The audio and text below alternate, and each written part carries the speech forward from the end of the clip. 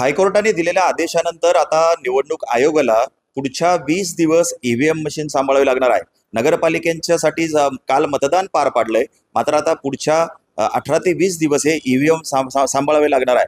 खरं तर विरोधक आरोप करतायत की हे ईव्हीएम नेमकं कसं सांभाळणार, काही याच्यात फेरफार केली जाईल का, कशी याची सुरक्षा एवढे दिवस केली जाणार आहे, हाच आढावा घेण्यासाठी मी आता आलोय. आणि मी राहता नगरपालिकेच्या जे स्ट्रॉंग रूम आहे या ठिकाणी आलेलो आहे आणि आपण बघू शकतो या ठिकाणी जे ईव्हीएम आहेत ते ठेवण्यात आलेले आहे. स्ट्रॉंग रूम आहे.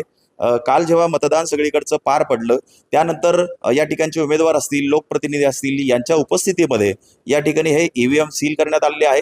त्याचबरोबर आता इथे पोलीस दिसत आहेत, जिल्हा पोलीस असेल, राज्य पोलीस असेल. नेमकी कशी ही सगळी सुरक्षा याची केली जाणार आहे, आपण याबाबत जाणून घेऊ. आपल्यासोबत नगरपालिकेचे मुख्याधिकारी लोंढे सर आहेत. सर, नेमकी कशी ही सगळी सुरक्षा आता तुम्ही करणार आहात? कारण एकच रात्र सांभाळायची होती, मात्र आता 18 दिवस याची काळजी घ्यावी लागणार आहे. कशा पद्धतीची सुरक्षा तुमच्याकडनं केली जाणार आहे? काल राहता नगर परिषद सार्वत्रिक निवडणूक 2025 साठी मतदान पार पडलं. काल रात्री उमेदवार आणि त्यांच्या प्रतिनिधी यांच्या समक्ष आपण जे पोल्ड ईव्हीएम आहे ते आपण सीलबंद केले या स्ट्रॉंग रूम मध्ये. आणि माननीय निवडणूक आयोगाच्या आदेशानुसार आपण याला त्रिस्तरीय सुरक्षा व्यवस्था केलेली. आमची पहिली नगरपालिकेची गेटवर आमची नगरपालिकेची स्वतःची सुरक्षा व्यवस्था आहे.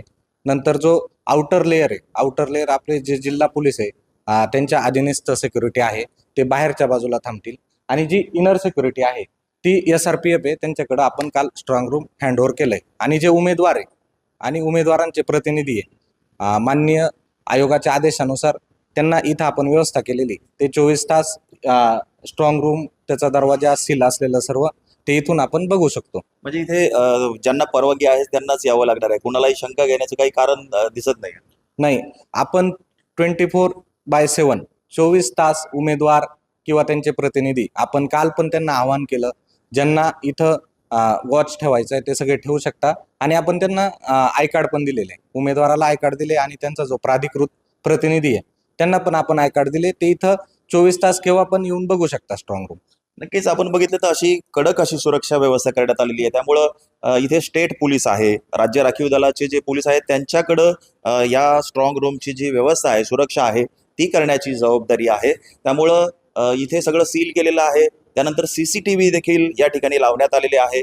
आणि याच्या पुढचा जो लेअर आहे, याच्या पुढे जर एखादा दरवाज्यातनं येण्याचा प्रयत्न केला तर जिल्हा पोलीस जे आहेत ते अगोदर त्या व्यक्तीची खातरजमा करतील की त्याला वरती यायची परवानगी आहे का. कारण जे उमेदवार आहेत किंवा त्यांचे प्रतिनिधी आहेत यांनाच फक्त परवानगी देण्यात आलेली आहे.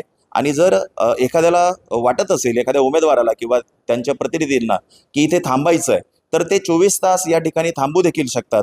त्यामुळं अतिशय कडेकोट व्यवस्थेमध्ये हे जे ईव्हीएम मशीन आहेत ते ठेवण्यात आलेले आहे. आपण जर बघितलं तर अहिल्यानगर जिल्ह्यामधल्या 8 नगरपालिकांची जे मतदान आहे ते झालेलं आहे.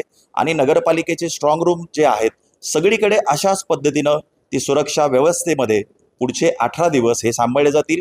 20 तारखेला राहिलेल्या नगरपालिकांचं मतदान होईल आणि 21 तारखेला सगळ्यांची एकत्रित मतमोजणी होणार आहे. हरीश दिमोटे, न्यूज 18 लोकमत, अहिल्यानगर.